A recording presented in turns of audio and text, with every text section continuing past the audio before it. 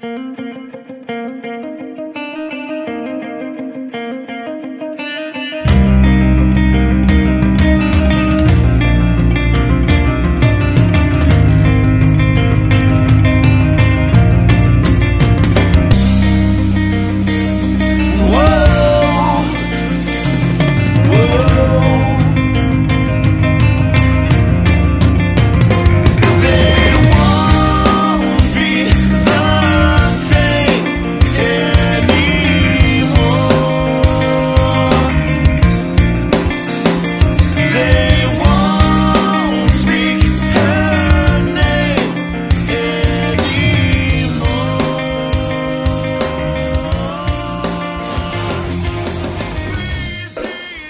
my name is Dave Baker.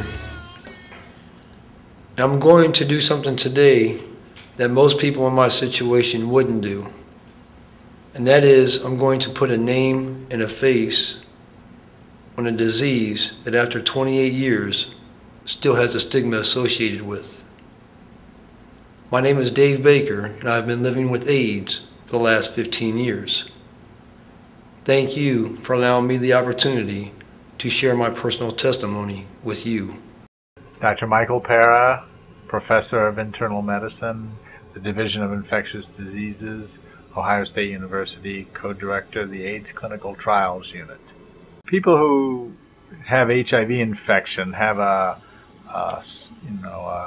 course of illness. They get the infection and then they get slowly sicker over time, and so people would go generally 8 to 10 years after infection, even without treatment.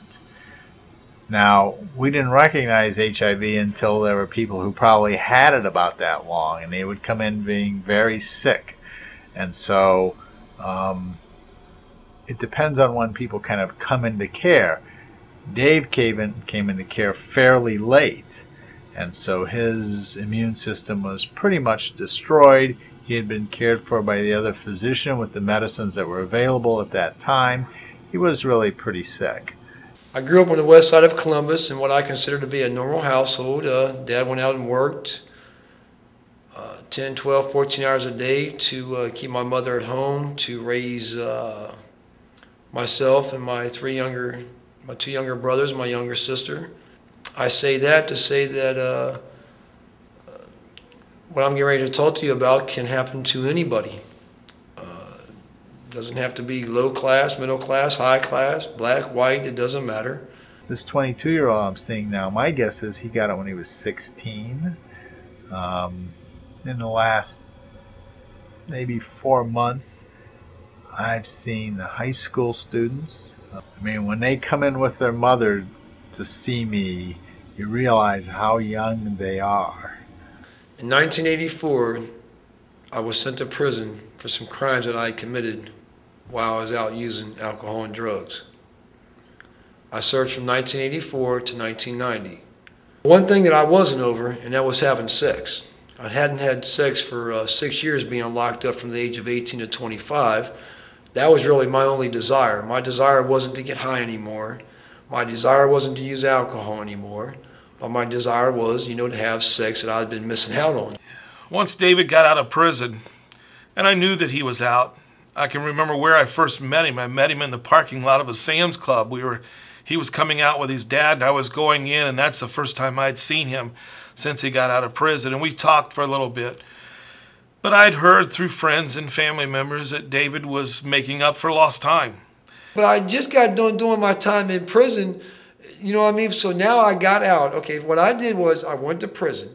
I got out. I wasn't using alcohol or drugs, but I was selling alcohol and drugs. He felt that he'd lost some really important years of his life in prison. I had unprotected sex with multiple women, heterosexually. And he was trying his best to go out and make up for that lost time by living a pretty loose life, engaging in a lot of things that he knew in his heart were wrong, but felt that it was owed to him because it was lost. After 2 or 3 days of being sick, so sick, I went to Mount Carmel West on March the 6th of 1995. On March the 7th, my mother, my father, My brothers, my sister came up to the room before the doctor got there to give me the results. So my family stepped out of the room. Dr. Parsons had sit down on his stool and wheeled himself up to my bed. And he grabbed my hand. And he said, "David, you have AIDS." And when he said that, I didn't comprehend it at first. The day after David was diagnosed with this disease, he called me and asked me to come to Mount Carmel Hospital to visit with him. When he told me that they'd come in and shared the news with him that he had a case of full-blown AIDS and the prognosis for his life wasn't long, he asked me if I would preach his funeral and if I would be there with him and for him, and of course I promised him that I would be there. My mom came over and grabbed me. We all started crying. And then we had a lot of questions for the doctor. And one of the questions was, my mom asked the doctor, "How long does my baby have to live?" And at that time, Dr. Parsons said, 1 to 3 years was all the time that I had left at 30 years old.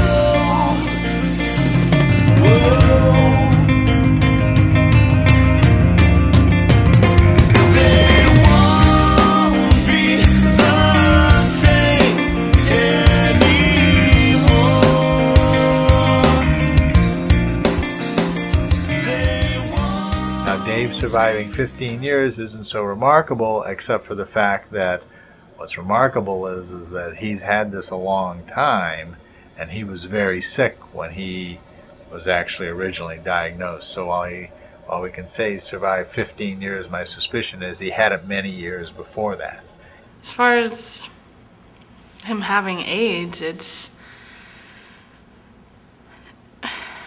emotionally, it's hard. I think about him dying every day. And he talks about I have to go to the hospital. I don't know if he's gonna live or not because it makes me seem like he's gonna die.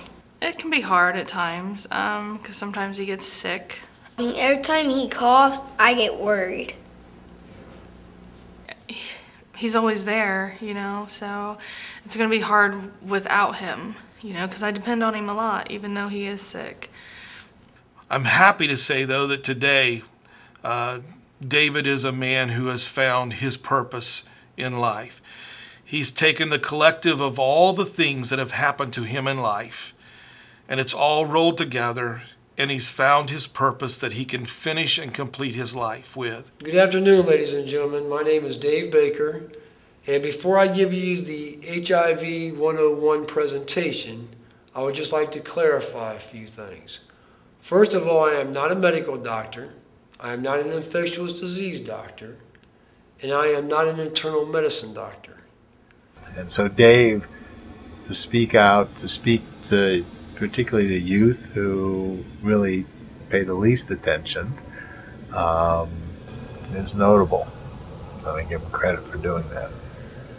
I just try to stand behind him and support him and, show people that, this is a horrible, horrible disease. And so when somebody with HIV comes up and says, "I'm like you, I didn't think I would get this either."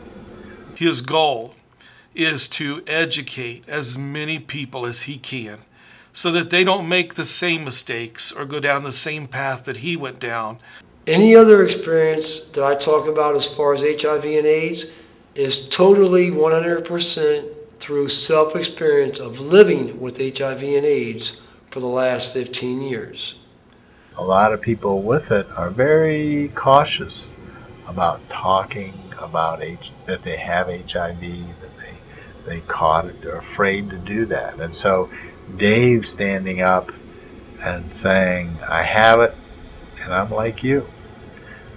There aren't many people who do that. I have one other person that I take care of who I have talked to the medical students. But that doesn't mean that you have to shun your family or your friends or anybody just because they contact it. So that, that's what we're trying to portray to people, is not to push them away. HIV/AIDS, once you contract it, will test you. It will test you emotionally. It will test you physically. It will test you mentally. And it will test you spiritually. People who were treated early on with drugs that weren't that effective are now resistant to all those drugs. And so now we have to up the ante, like Dave, we have to up the ante and use more drugs that aren't fully effective. They're only partially effective because they have viruses that are resistant. Think about how complicated your life is today, and all the things that you're doing today, and add this drug regimen in on it. I always think about, what if my daddy didn't have AIDS? Look at all the big old wide open door space I'm able to do with my dad if he didn't have AIDS.